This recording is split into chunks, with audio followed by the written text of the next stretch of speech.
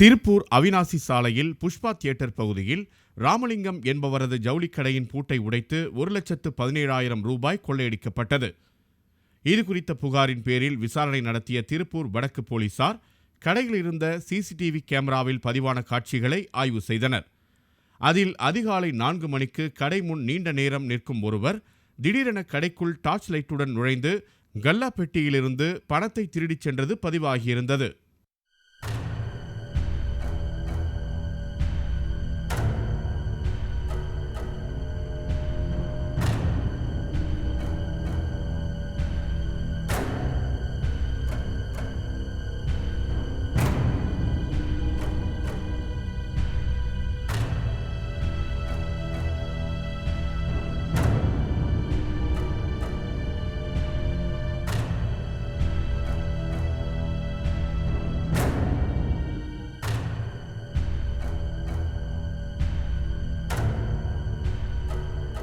முன்கூட்டியே திட்டமிட்டு பூட்டை உடைக்க தேவையான பொருட்களை பையில் எடுத்து வந்து இந்த திருட்டு அரங்கேறியிருப்பது இந்த காட்சிகள் மூலம் தெரிய வந்துள்ளது.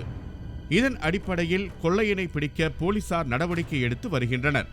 நகரின் மையப்பகுதியில் உள்ள ஜவுளிக்கடையில் அரங்கேறிய துணிச்சலான கொள்ளை திருப்பூர் வணிகர்களிடையே அச்சத்தை ஏற்படுத்தியுள்ளது.